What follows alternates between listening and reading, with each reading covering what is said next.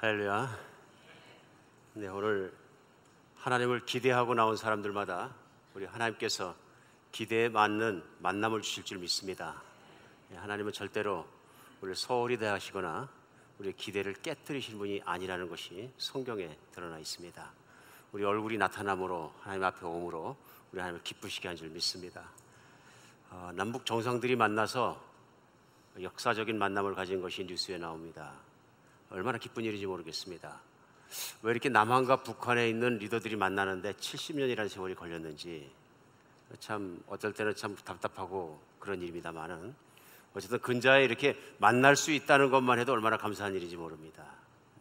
그래서 혹은 어떤 분들은 걱정하고 근심하고 만나야 소용이 있느냐 별 부정론도 있고 여러 가지가 있습니다만 제가 분명히 믿기에는 평화라는 뜻 아래 만나서 얘기하고 만나는 것만으로도 참 감사한 일이다 하는 생각이 듭니다. 그래서 건의해서 또 미국 대통령과 북한의 대표가 만나서 회담한다고 합니다. 우리도 같이 기도하면서 저희가 떠나왔던 조국이지만 조국에 평화가 임하도록, 그래서 그 땅에 복음이 들어가도록 계속 여러분과 제가 기도했으면 좋겠습니다. 회복은 좋은 것입니다. 개인도 살다 보면 오해할 수도 있고 또 서로 또 싸울 수도 있고 별별 일이 다 생깁니다. 그러다가 알고 보니까 그게 아니구나. 그래서 또 회복되는 경우도 있습니다. 우리가 갈등이 있을 때 힘들고 아프지만 회복될 때는 또 그만큼 기쁩니다. 근데 많은 경우에는 서로 의사소통이 안 되고 소통이 안 돼가지고 그런 경우가 참 많은 것 같습니다. 남한과 북한도 이제 이데올로기 가지고 무슨 공산주의, 민주진영 그 싸움을 가지고 싸우는 건 세계적인 정세 속에서 이미 다 끝났거든요. 다 끝난 것이고 과거에는 정말 말도 안 되는 그런 주장들 때문에 수많은 사람들이 피 흘려 죽고 그 가치도 없는 그것 때문에 정치적 이유들 때문에 그랬던 과거가 분명히 있습니다. 그러나 세월이 지나 보니까 결국은 그것이 백성들의 잘 먹고 잘 사는 것과 평안하게 사는 것과 관계가 없고 어떤 자기의 이론과 정치적인 목적과 달성하는 것이 그 목적이었던 시대에 사람을 죽음까지 내몰았다는 어리석음을 우리는 깨닫게 합니다. 별거 아닌 것 가지고 사람이 죽었다. 별거 아닌 것 가지고 그랬다. 세월이 지나가 보니까 어느 쪽이 좋냐 하는 것은 드러나는 것인데 그걸 가지고 그랬다 하는 어리석음을 우리는 또 생각하지 않을 수가 없습니다. 남북한이 회복됐으면 좋겠습니다. 다른 건 몰라도 서로가 신뢰하고 사랑해서 서로가 좋은 것을 추구하며 언젠가는 또 서로가 같이 사는 것이 좋다면 뭉쳐질 수도 있고, 그러나 저는 개인적으로 통일이라는 하나의 주제를 놓고 막 싸워서라도 통일을 해야 된다 그런 과격론자의 논리들에 대해서는 그렇게 생각하지 않습니다. 평화가 먼저이고, 그리고 서로가 생각할 때 같이 사는 게 좋다면 또 같은 지붕 아래서 같이 사는 것 얼마나 좋은 일인가 하는 생각이 듭니다. 사람은 갈등도 있지만 회복이 중요한 것 같습니다. 이스라엘 백성들에게는 하나님과의 관계에서 회복이 너무너무 중요한 일이었습니다. 지난주에는 남왕조 유다의 16대 왕인 요시야 왕의 인생을 같이 읽으면서 우리가 도전을 받았습니다. 많은 사람이 지구상을 걸어다니고 살고 그 다음에 죽었지만 어떤 사람들은 자기가 걸어간 인생의 족적에 아주 훌륭한 것을 남겨놓습니다. 요시야 왕이 그런 사람이 아닌가 싶습니다. 많은 이스라엘 사람들이 있고 유다 족속이 있었지만 그 유다 족속 중에서도 특별히 하나님 말씀 앞에서 바르게 반응한 신앙인으로서 삶을 살면서 오늘날 우리에게도 도전을 주는 것입니다. 그 남왕조 유다의 왕이었던 요시야 왕이 죽고 나자 그 뒤에 22년 6개월간을 혼란 많은 시간을 지나갑니다. 지난주에 설명드린 대로 남북한이 갈라진 것처럼 또 다른 이유 때문에 이스라엘도 남북이 갈라지는 역사를 오래전에 겪습니다. 그래서 두 나라로 갈라져서 북쪽에 있는 나라를 북왕조 이스라엘이라고 하고 남쪽에 있는 나라를 남왕조 유다라 부릅니다. 북왕조 이스라엘이 하나님 말씀을 폐역하다가 기원전 722년에 북쪽에 있던 대국 아수르에 의해서 멸망하고요. 지난주 설명드린 대로 그 다음에 남쪽의 유다는 계속 갑니다. 그런데 지난주 요시야 왕이 16대 왕인데 남쪽 유다는 20대 왕 때 끝이 납니다. 그래서 요시야 왕이 죽자 그 아들 둘이 이어서 왕노릇을 합니다. 그리고 그 손자가 왕노릇하고 또 다시 아들이 왕노릇해서 마지막 시드기야라는 왕 때 당시에 강력한 세력이 일어났던 지금 이라크이란 지역이죠. 그쪽에 바벨론이란 나라에 느부갓네살이란 왕이 쳐들어와서 다 죽이고 맙니다. 그리고 정말로 남은 자들은 왕부터 시작해서 모든 내신들과 쓸만한 사람은 포로로 다 잡아갑니다. 남은 자들은 당시에 느부갓네살이 왕이 봤을 때도 뭐 아무 존재해도 별 힘이 되지 못하겠다 하는 사람들만 남겨놓고 다 잡아갔던 것 같습니다. 그것이 남왕조 유다의 마지막이었습니다. 그리고 기원전 586년에 그런 사건을 겪게 됩니다. 하나님이 예언하신 것처럼 그들이 바벨론으로 끌려가서 나라가 없는 소름 속에서 포로 생활을 합니다. 노예 생활을 합니다. 그러고 나서 하나님의 약속대로 70년의 복역기간, 70년의 노예 생활이 끝나고 나서 정확하게 그 백성을 다시 예루살렘으로 데리고 오십니다. 우리 말씀과 삶에서는 그동안 열왕기 상하를 다 읽어서 그 멸망까지 읽고 이어서 에스라서와 또 그리고 느헤미야서를 읽고 지금 에스더서를 넘어가 있습니다. 그래서 다른 걸 다 몰라도 성경을 같이 읽어가는 주일날 설교 말씀 드릴 때 도움이 많이 되실 줄 믿습니다. 오늘 하나님이 이스라엘을 회복시키실 때 3차에 걸쳐서 이스라엘 백성들을 원래 땅으로 예루살렘 지역으로 돌아오게 하십니다. 그래서 첫 번째가 기원전 539년에 당시에 세계 강자로 급부상했던 페르시아 왕 고레스 원년에 일어납니다. 그래서 바벨론이 강했지만 자꾸 세력이 약해지면서 지금 이란 지역이죠. 이란이 예전에 1970년대까지는 페르시아라고 불렸었는데 후일 이란으로 이름을 바꾼 것을 알고 있습니다. 그런데 바로 페르시아 왕국이 일어나면서 고레스라는 왕, 히브리 말로는 고레스라서 한국 성경에 따라서 뭐 바사왕 고레스 그러니까 무슨 나라입니까? 물어보는 분도 계시던데 바사는 페르시아의 히브리적 발음의 뜻이고요. 그다음에 고레스는 지금도 역사 기록에 나오는 바로 그 페르시아 왕국의 첫 번째 세계 통일 왕조를 이뤘던 키루스라는 왕, 세계사의 키루스라는 왕이 바로 히브리 발음대로 성경을 적었기 때문에 고레스 왕입니다. 그래서 이 고레스 왕이 일어났을 때 그가 기원전 538년에 첫 번째 칙령을 발표한 내용이 뭐냐면 피정복 국가에서 온 모든 백성들의 종교를 인정하겠다, 자유를 주겠다. 제일 먼저 유다 족속이 섬기고 있는 이스라엘 족속이 섬기고 있는 여호와 하나님을 섬기도록 하겠다. 칙령 안에 그 안에 재정도 후원하고 모든 걸 후원해서 리더를 삼은 리더를 중심으로 해서 사람들을 회복시키겠다고 발표합니다. 그때 당시에 유대인으로서 이 고레스 왕 밑에서 관리 생활을 하고 있던 스룹바벨이라는 사람을 총독으로 머리를 삼아서 수만 명의 이스라엘 민족이 돌아오게 됩니다. 그것이 기원전 538년에 일어난 일이었습니다. 1차 귀환이라고도 얘기를 합니다. 그런데 1차 귀환을 온 이스라엘 백성들이 22년간 고레스 왕도 성전을 회복하라고 보냈습니다. 성전을 다시 짓고 신앙생활을 열심히 하라 해서 보냈습니다. 그런데 신앙생활을 열심히 하고 성전을 짓는 게 아니라 돌아오는 즉시 뭘 하냐면요, 내가 먹고 사는 거 내 집 짓는 것에 바빠집니다. 그러자 하나님께서 우리가 잘 아는 학개나 스가랴 같은 선지자를 보내셔가지고 동일한 메시지를 선포하게 하십니다.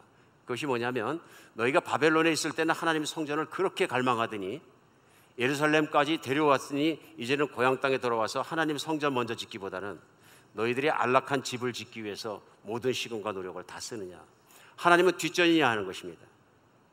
근데 이 모든 걸 섭리하시고 그들이 돌아오게 한 것은 하나님이 하신 것이거든요. 세계 최강자를 움직일 수 있는 건 하나님이시거든요. 그럼에도 불구하고 성전을 짓는 일에 먼저 시작한 것이 아니라 이들 자기 생활을 먼저 들어갔다. 근데 이 백성이 학개나 스가랴 같은 선지자들의 말씀 사역을 기준으로 해서 돌아서서 성전을 짓기 시작합니다. 근데 역사 기록과 성경에 보면은 초라한 성전이었던 것 같습니다. 1차적으로 성전을 웅장하게 잘 지었던 게 어느 시대면 솔로몬 시대입니다. 1차 성전이라고 하고요. 이들이 돌아와서 스룹바벨과 함께 지었던 성전이 2차 성전이라 스룹바벨 성전이라고 보통 얘기를 합니다. 그런데 상대적으로 초라한 성전이었다. 그도 그럴 것이 나라가 큰 것도 아니고 힘이 많은 것도 아니고 고레스 왕의 지원을 받아야 됐었고 또 소수의 몇만 명의 사람들이 함께 지어야 하는 성전이었기 때문에 외견적으로는 그렇게 대단한 성전이 아니었던 것 같습니다. 그런데 그 성전을 지어놓고 이스라엘 백성의 삶이 계속됩니다. 그러나 비참하게 삽니다. 이웃에 있는 사람들, 이웃에 있는 지역민들이 그들을 괴롭히고 그들을 정말로 핍박하고 학대하고 그런 속에서 소수민족으로 살아가게 됩니다. 그랬을 때 기원전 458년에 다시 한번 하나님께서 역사하셔서 당시 학사이고 제사장이었던 에스라라는 사람을 우두머리로 해서 다시 수많은 사람들이 예루살렘으로 돌아오게 됩니다. 그것이 첫 번째 귀환하고 나서 60년이 지난 다음의 일입니다.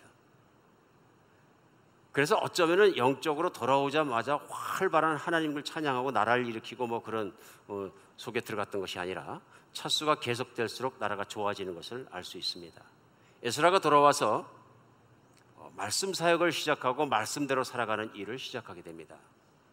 그런데 거기서 끝나지 않고 그때부터 또 시간이 흘러서 444년 기원전에는 당시에 또한 페르시아 왕의 신뢰를 받고 있던 관리였던 바로 느헤미야라는 사람을 중심으로 해서 또 다른 많은 이스라엘 사람들이 돌아오게 됩니다. 그때 느헤미야가 돌아오게 된 것은 바로 느헤미야서에 처음부터 쓰여 있는 것입니다. 느헤미야가 왕을 잘 섬기고 있었는데 그 동생으로부터 예루살렘 사정을 얘기를 들었는데 성전을 짓긴 졌는데 성벽이 하나도 없고 성은 성벽이 있어야 되는데 거주민도 별로 없고 퇴폐한 것 같고 벌판에 성전만 보이는 그런 정말로 성전 문은 다 타버렸고 성벽들은 다 무너져 버렸고 폐허 같은 곳에 성전 하나 서 있다, 이런 얘기입니다. 그 얘기를 듣고 느헤미야서 1장부터 나온 데는 느헤미야가 옷을 찢고 엎드려서 금식하며 울면서 기도합니다. 그러면서 조상의 죄를 자복하고 자기의 죄를 자복하면서 하나님께 간구합니다. 하나님의 나라 예루살렘이 시온 산성이 회복되게 하여 주시옵소서. 하나님의 영광이 다시 일어나게 하시옵소서. 그 기도합니다. 그 기도가 들어져서 왕에게 보고를 했더니 왕이 그와 함께 재정도 대주고 군사도 대주고 모든 것을 대줘서 예루살렘 지역으로 돌아오게 합니다. 우리는 이것을 3차 귀환이라고 얘기합니다. 그래서 예루살렘으로 하나님께서 불러주실 때 1차, 2차, 3차에 걸려서 귀환하는 것을 볼 수 있습니다.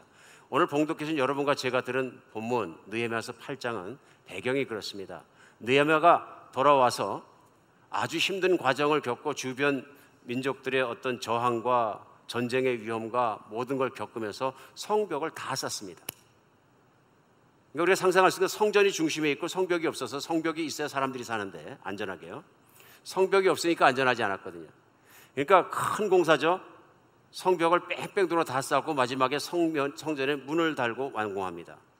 그래서 성벽을 완공하고 나서 사람들이 성전 안에 살지 않던 사람들, 성벽 안에 살지 않던 사람들은 자기들이 살았던 지방으로 다 뿔뿔이 흩어집니다.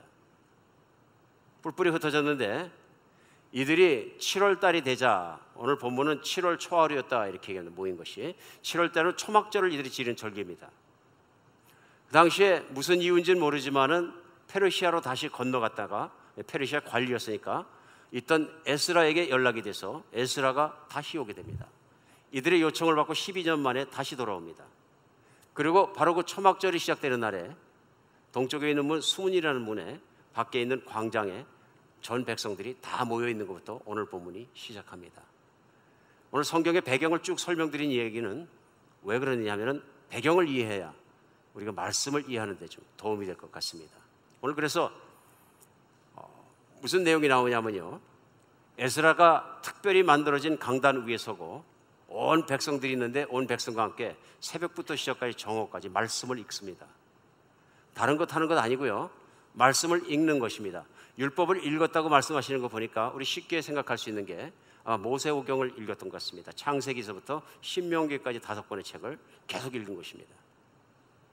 오늘 그리고 본문은 나오는 게 뭐냐면 그 본문을 읽는, 말씀 읽는 것에 대한 백성들의 반응이 나옵니다.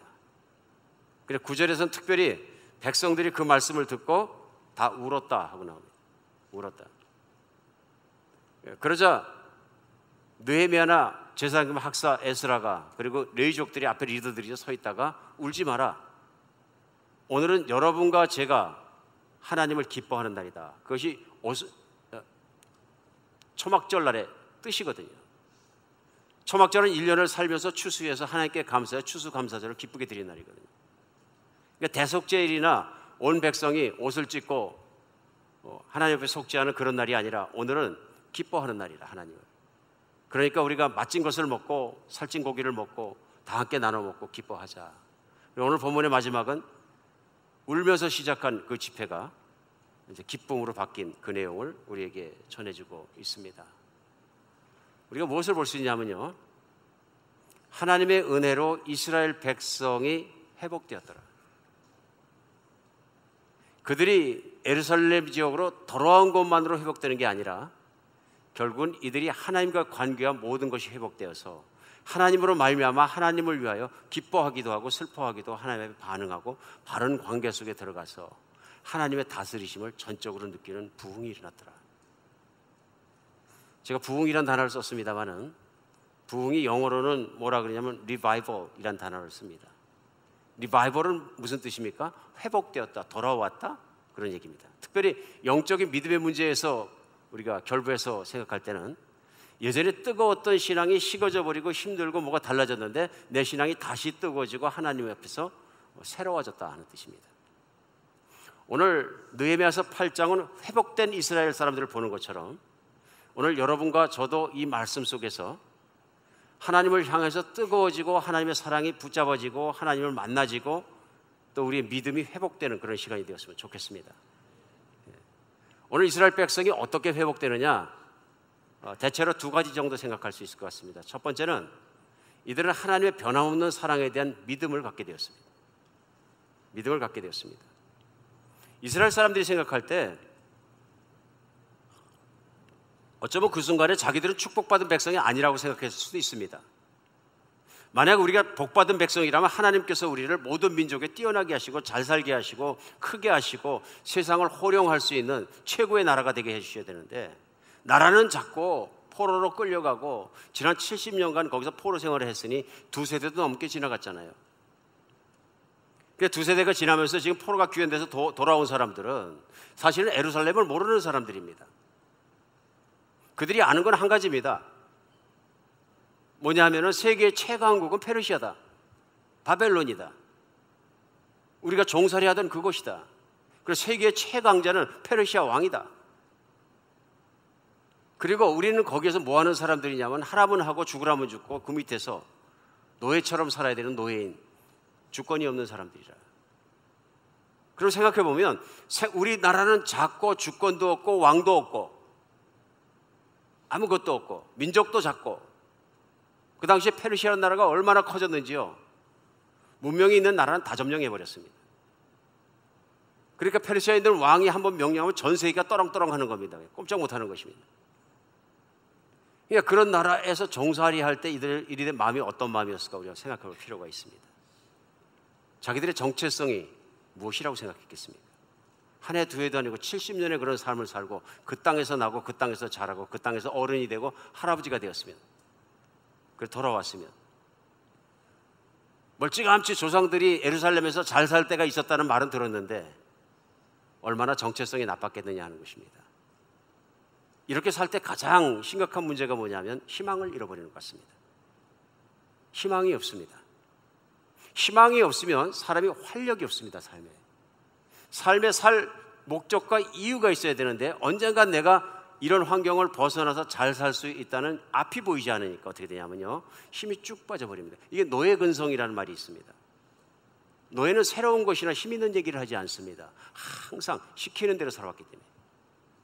저희가 남북한 얘기를 했습니다마는 이스라엘과 너무나 비슷한 역사를 우리가 가지고 있습니다.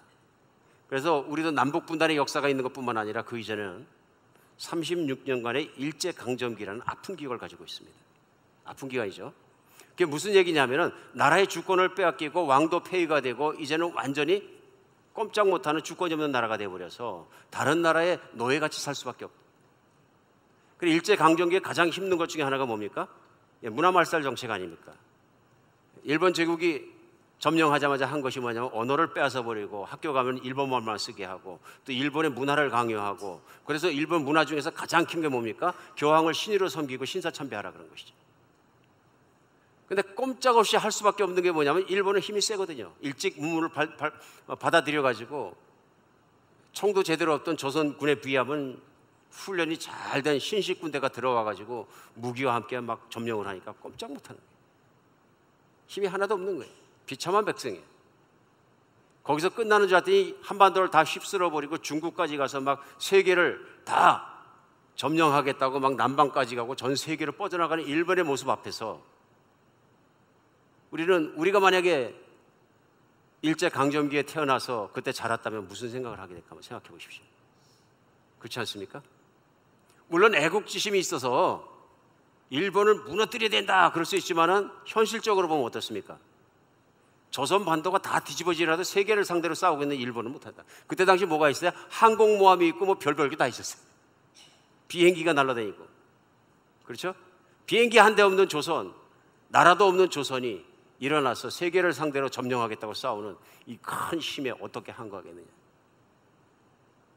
그래서 어쩌면 우리 조상님들이 불러주신, 선배들이 불러주신 노래 가운데는 한많은 노래들이 많습니다. 이게 무슨 노래입니까? 현실이 내 앞에 있는데 뚫을 능력은 없고 앞길도 안 보이고 아무것도 안 보일 때 우리는 마음속에 한만 가지고 있습니다. 그래서 초기 선교사들이 한국의 모양을 그대로 쓰신 내용 중에 왜 그런지 사람들은 게으르고 농번기가 끝나고 나면 겨울에는 그냥 방마다 모아서 화투방을 벌리고 노름방을 벌리고 싸움을 하고 술을 담궈서 술을 먹고 그냥 토하고 길에 넘어지는 사람이 상당히 많이 있고 이해가 갑니다. 희망이 없는 거죠. 희망이 없으면 찰나주의가 되는 것 같습니다. 오늘 내가 놀 수 있으면 놀고 아니면 만다. 그 유명한 노래 노새노새 젊으새 노새가 어쩌면 우리 심정의 대표적인 그 당시의 노래가 돼버렸다. 물론 소수의 애국심을 가진 사람들이 결안을 던져 바위에 치일지라 난 결안이 되겠다고 던져버린 애국지사들 훌륭한 분들입니다. 그러나 절대 다수는 자기 정체성을 잃었습니다.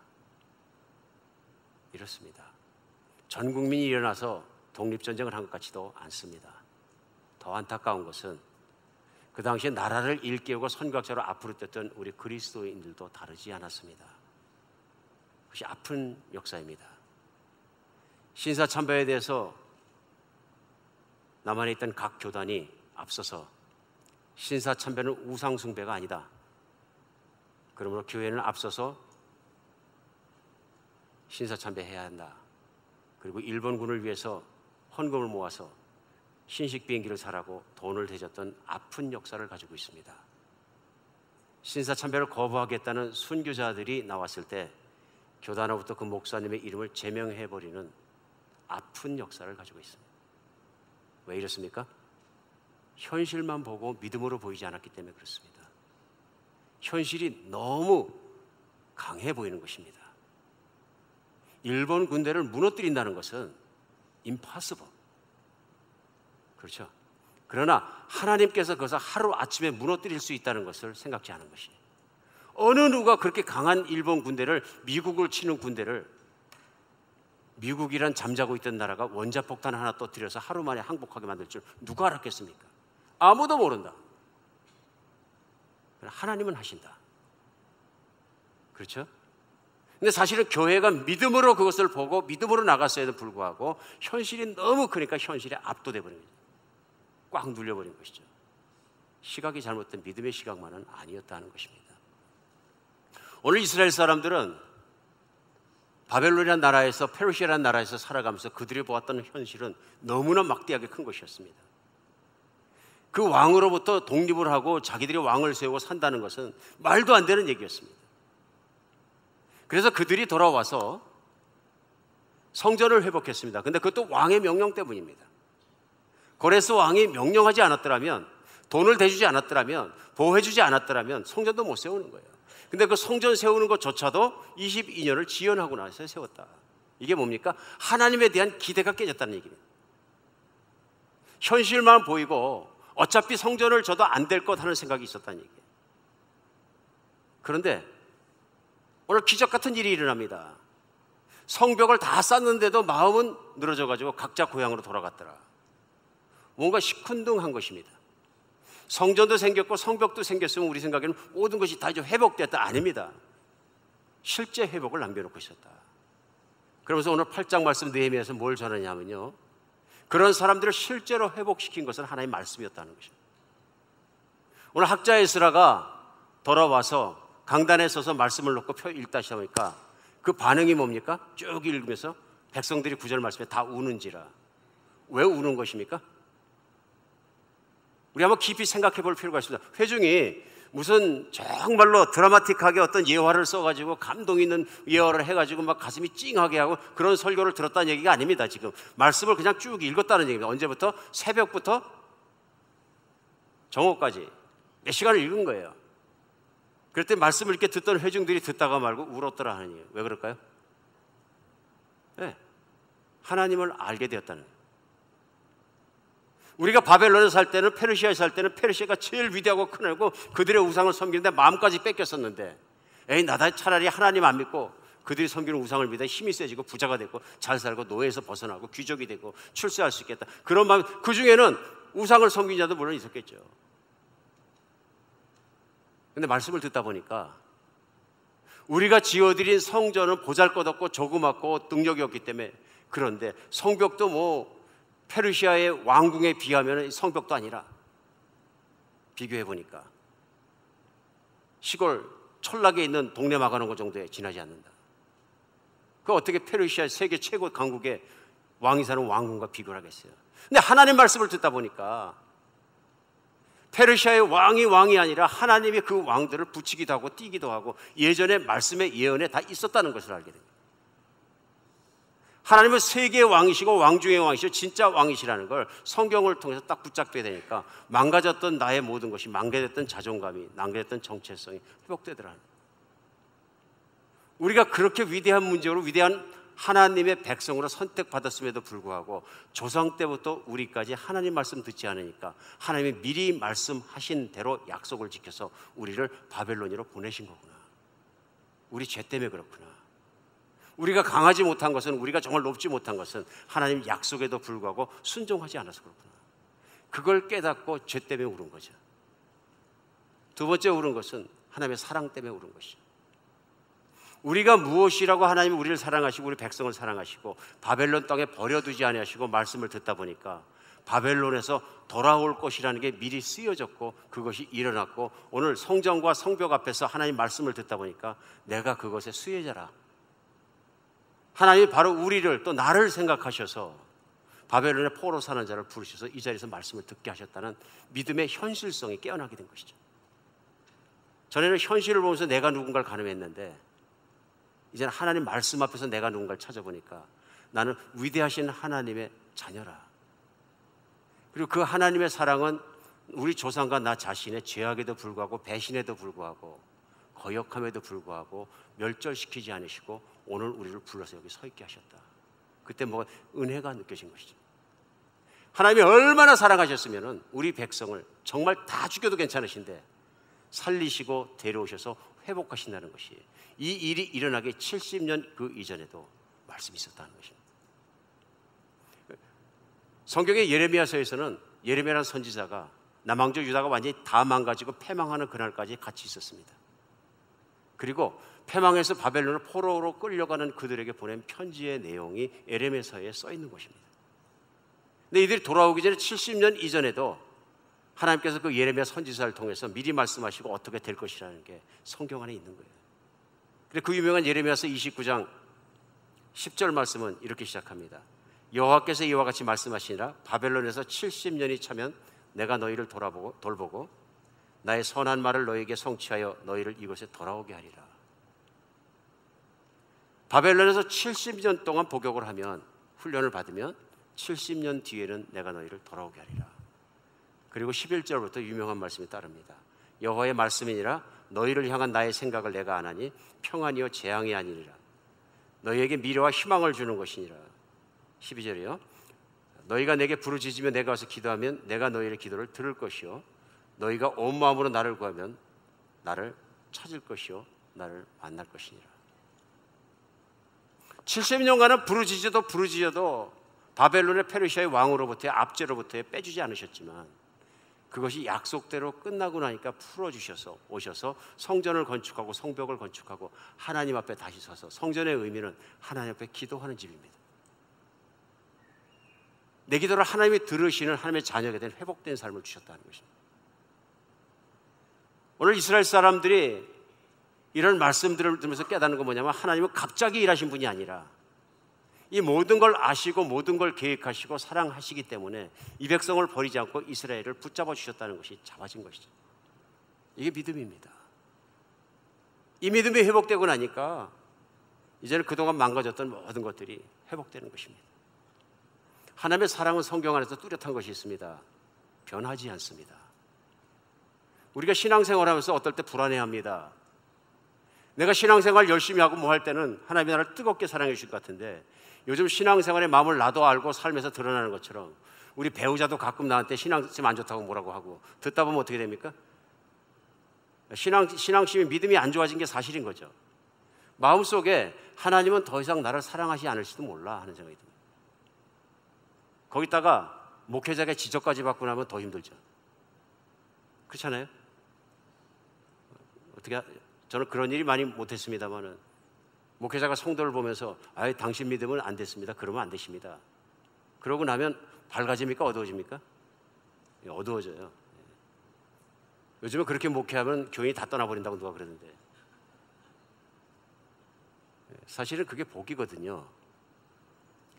내가 신앙을 떠나 있는 걸 일깨워주는 것이 사역자가 할 일입니다. 신앙을 떠나는 걸 기분 맞춰주는 건 사역자가 할 반대의 길을 가고 있는 것이죠. 떠나게 하는 거죠. 하나님의 사랑이시기 때문에 신앙에 열심이 없어도 된다는 얘기가 아니고요.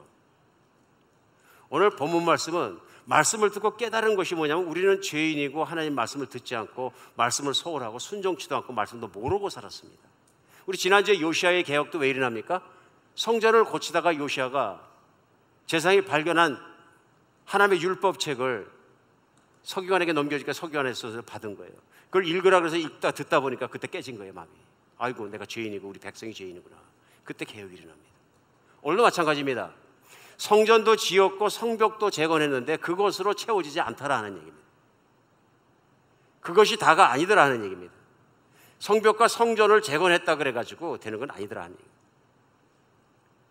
오늘 이 백성에게 말씀이 들어가니까 달라졌다. 근데 말씀 속에서 특별히 하나님이 이스라엘을 향한 사랑은 영원히 변치 않는다는 약속을 가지고 있는 백성이에요. 우리 조상 다윗 왕에게 말씀하시길, 내가 내 왕자를 영원히 있게 하리라. 확고한 약속이 있는 것이죠. 그럼 그런 약속과 말씀 속에 들여다보니까, 우리 바벨론에서 노예 생활할 때, 종살이 할 때, 그때 우리가 생각했던 건 다 잘못됐고 하나님은 다시 위대한 나라를 일으킬 것이라는 믿음을 갖게 되는 것입니다. 하나님을 만나면 희망이 생깁니다. 어떤 분들은 예레미야서 방금 말씀드린 29장 10절에서 13절 말씀에, 특별히 11절 말씀에, 여호와의 말씀이나 너희를 향한 나의 생각은 내가 아니니 평안이요 재앙이 아니라 너희에게 미래와 희망을 주는 것이니라. 이 말씀을 사람들이 좋아하고 외우고 문심하고 심지어는 기도할 때마다 넣고, 하나님, 내가 나를 향한 하나님의 좋은 마음을 제가 아오니 노또 맞게 해주세요.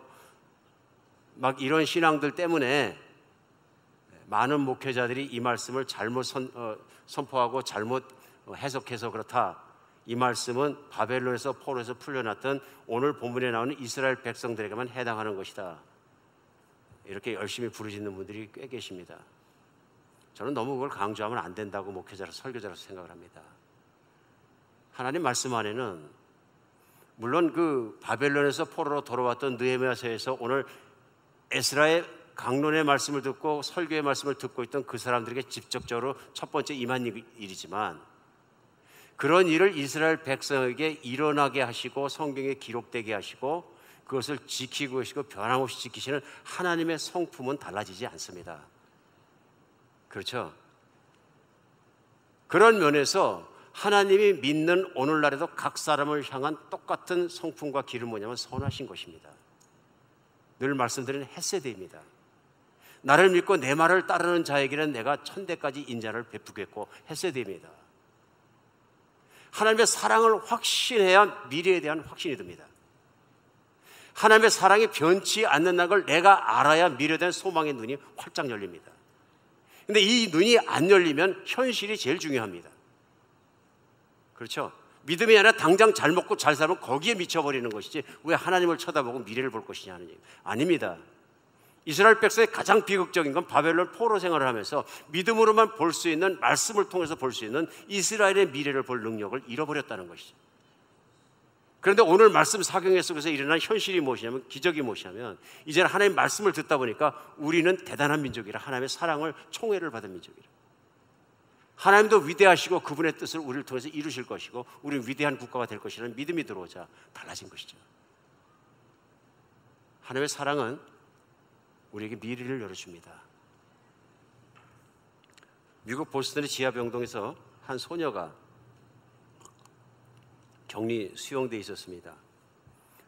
이 소녀는 정신병을 앓고 있었는데 사람들이 들어오면 괴성을 지르고 사납게 독소를 부어대고 물건을 막 집어던집니다. 그러니까 나중에 고치려고 하다가 의사가 포기했습니다. 지하병동에 가두어 놓는 것입니다. 가족들도 포기했습니다. 가족들이 면회도 오지 않았다 포기하고, 가족이 와도 똑같이 행동하니까. 그래서 회복 불가능이란 낙인을 지키게 되었습니다. 그런데 병원에서 일하다가 은퇴하신 연세 많으신 간호사 한 분이 그 소녀에게 관심을 갖게 되었어요. 그래서 매일 찾아 들어가서 하나님은 그래도 너를 사랑하신다 계속 얘기합니다. 이 할머니 간호사가 은퇴한 분인데요, 6개월을 찾아가서 하나님은 너를 사랑하신다 얘기했더니 아이의 마음이 열리기 시작합니다. 그러면서 믿음이 들어오기 시작하고 자기의 자존감이 회복되기 시작하면서 아이가 달라집니다. 이 아이가 달라져서 결국은 온전한 사람이 되었고 신앙이 깊은 사람으로 성숙해져 갔습니다. 그래서 바로 이 사람이 삼중고를 알았다는, 눈이 안 보이고 귀가 안 들리고 말을 못하는 헬렌 켈러를 세상 밖으로 끄집어내는데 가장 중요한 역할을 했던, 선생 역할을 했던 앤 설리반 메이시라는 여인입니다. 자기가 그런 정신병을 알아보고 의사도 포기하고 가족도 포기하고 아무도 포기해버린, 모든 사람이 포기해버린 감옥 속에, 자아의 감옥 속에 갇혀있던 경험이 있는 것입니다. 그때 자신의 손을 잡아주고 끄집어내준 하나님의 사랑에 감사해서 그 사랑을 가지고 동일하게 고통받고 있는 헬렌 켈러 같은 어린아이를 가서 붙잡을 수 있는 것입니다. 하나님의 사랑은, 하나님의 정말 변함없는 사랑에 대한 확신은 보이지 않았던 미래가 보이게 하고 빛이 없고 깜깜하기만 했던 내 인생에 빛이 들어오게 합니다. 이 시간 어떤 환경을 우리 한 분 한 분이 뚫고 지나가시는지 옆에 사람도 다 모릅니다. 어쩌면 인생의 삼중고를 겪고 계신지 모릅니다. 하던 사업이 망하고 아이들은 아프고 자기의 건강도 잃어버리고 부부관계도 갈등이 생겨가지고 이혼 직전까지 끌고 가는 삼중고 사중고를 겪을지도 모릅니다. 절망하지 마십시오. 하나님을 바라보십시오. 하나님이 보이지 않으면 우리는 믿음의 실수를 하게 됩니다. 마치 일제강점기에 교회가 저질렀던 실수처럼, 잘못처럼, 불신앙처럼, 죄악처럼 우리는 현실만 보는, 현실에 압도당하는 죄를 짓게 됩니다.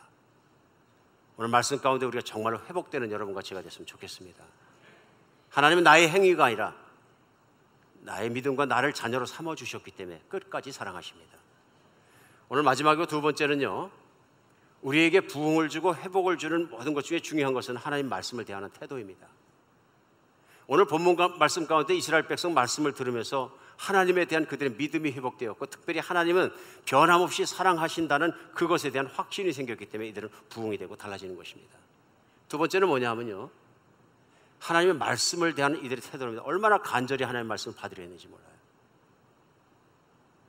이들이 성전 재건이 끝나고 청벽까지 다 끝나고 외모는 다 끝났음에도 불구하고 진실로 성령이 충만하지가 않은 거예요. 기쁨이 충만하지가 않은 거예요. 초막절에 기뻐할 만한 힘이 없는 거예요. 왜 그럴까요?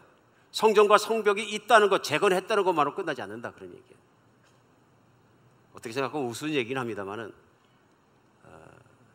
제가 직접 들은 것도 많은 목사님들한테 들었어요. 뭔 얘기를 하시냐면, 담임 목사님이 교회 건축을 열심히 하면 3년 내로 떠나는 것이 정답입니다. 처음에 무슨 말인가 그랬더니 3년간 3년 이내로 떠나는 이유는 성전을 건축해서 받은 상처와 탈진과 힘든 것과 모든 것과 이렇게 하면 결국은 교회에 있을 마음이 떠나서 교회를 떠나든지 아니면 목회를 떠나는 목회자도 많다. 현실적으로 타당성이 있는 얘기입니다.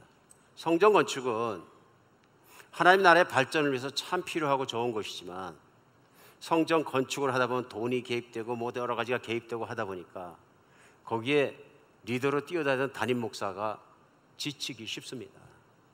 왜 그렇습니까? 그 일이 커지고 바빠지다 보니까 신경을 많이 쓰다 보니까 기도하는 시간 적어지고 말씀 보는 시간 적어지고 영성적인 하나님을 바라보는 시간이 적어지면 당연히 탈진합니다. 거기다가 그런 기회가 있을 때마다 속 썩이는 성도님도 많아지시고 또 말 많은 성도님들 많아지셔서 입에다 말 먼저 꺼내놓는 성도도 많아지고 분당하는 사람도 생기게 되고 복잡해지는 것이죠. 그러면 영적인 일과 성전 건축과 성도를 하나 되게 만드는가 그 모든 일을 자기 어깨에 지고선 뛰어간다는 건 impossible. 오늘 이스라엘 사람들도 성전을 건축하고 성벽을 재건하고 좋은 메시지가 많습니다. 그러나 건축하고 피니시 됐다 그래서 영적으로 충만해지고 하나님이 원하는 길을 가는 건 아니다는 것입니다. 언제요? 말씀이 들어갔을 때. 말씀을 그들이 어떤 태도로 대했느냐 그때 달라지더라는 거예요. 얼마나 갈급했는지 하나님 말씀 앞에 서니까 에스라가 말씀을 전하니까 두루마리였겠죠. 쭉 들고 나서 읽기 시작하는데 하나님 말씀을 읽기 시작하니까 온 회중이 다 일어섰다는 것입니다.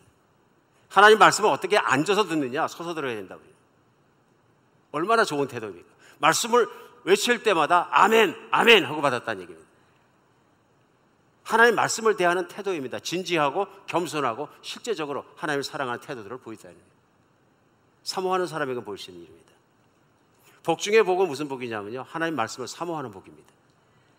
내 인생이 살아가면서 바빠지고 만약에 하나님을 향한 내 신앙이 시큰둥해졌다면, 뜨뜨미지근해졌다면 이유는 한 가지입니다. 하나님의 말씀으로부터 멀어졌기 때문에 그렇습니다. 오늘 정말로 하나님 말씀에 대한 목마름이 우리를 이끌어가는 신앙생활로 변했으면 좋겠습니다. 오늘날 이 사람들이 일어서 가지고서는 제가 볼 때 6시간 이상을 말씀을 들은 건데요, 6시간 동안 읽는 말씀 중엔 예화도 없었을 것이고 그냥 본문 말씀만 계속 읽는 것입니다. 요즘에는 졸릴까 봐 재밌는 예화 넣어주고 쪼크도 넣어주고 재밌게 해주고 30분 내로 설교해야 교회가 부흥한다 그럽니다. 회중이 지루하면 교회가 부흥하지 않는데요, 이것도 목회자 간의 설교자의 불문율로 알고 있습니다. 저 지금도 기억해요. 어떤 한 성도님이 오셔가지고 교회 초기에 아주 그 학식도 있고 좋은 직업을 가지고 계신 분인데 몇 주 나오시냐 안 나오셨어요. 그래서 다른 분야만 연락하셨던 분이에요. 그때 아주 솔직한 말씀했어요. 다 좋은데 목사님 설교하기로 싫습니다. 왜 그럽니까? 구체적이니까 나는 30분 넘는 설교를 하는 목사는 이해할 수도 없고 인정할 수도 없습니다. 얼마나 무능력하면 30분 동안 포인트를 만들지 못한다는 얘기입니까? 그리고 나 허리가 꼬여서 더 이상 못합니다. 내 인생이 바쁩니다. 제 마음으로 참 아팠어요. 30분을 참지 못하는 현대 그리스도인, 30분도 길다 그러니까 요즘은 부흥론에 나옵니다. 설교를 20분 내로 끝내라. 언젠가 여러분은 혹시 교회에서, 큰 교회에서 5분 내로 하는 설교를 들을지도 모릅니다. 점점 짧아집니다. 오늘 이효셉 목사는 설교를 길게 하겠습니다 이런 얘기 아니고요, 하나님 말씀이 계속 있는 동안, 들을 것이 있는 동안은 계속 가야 된다는 거예요. 하나님 말씀을 얼마나 사모하지 않느냐, 다른 것이 나에게 우선순위에 서 있느냐 하는 것이 보여주는 것입니다. 또 한 자매님은 또 기가 막힌 말씀을 하시고 교회를 떠나셨는데, 오래전입니다. 목사님 부흥하기 원하세요? 그래서 예, 부흥하기 원하죠. 그 심령의 부흥이라면 은혜 많은 게 좋죠. 그럼 목사님 설교는 짧게, 친교는 길게 하세요. 그 다음 주에 떠나셨더라고요.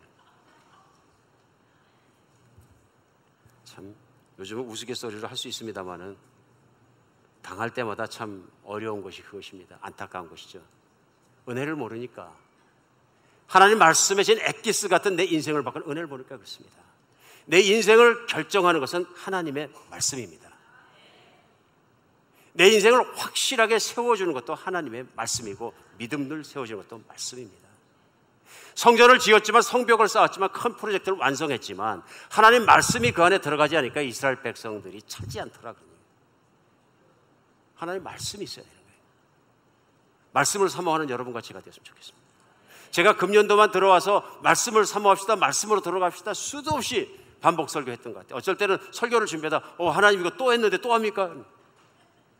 성경은 창세기에서 요한계시록까지 끊임없이 하나님의 말씀은 너희가 내게로 돌아와라, 말씀으로 돌아와라, 내게 순종하라. 그럼 난 이만한 미래와 이만한 모든 복과 이만한 축복을 내가 준비하고 있다. 왜 너는 돌아오지 않느냐? 희망을 잃었던 내 마음이, 흔들렸던 내 믿음이 하나님 말씀 앞에 회복되는 주일이 되었으면 좋겠습니다. 기도하겠습니다.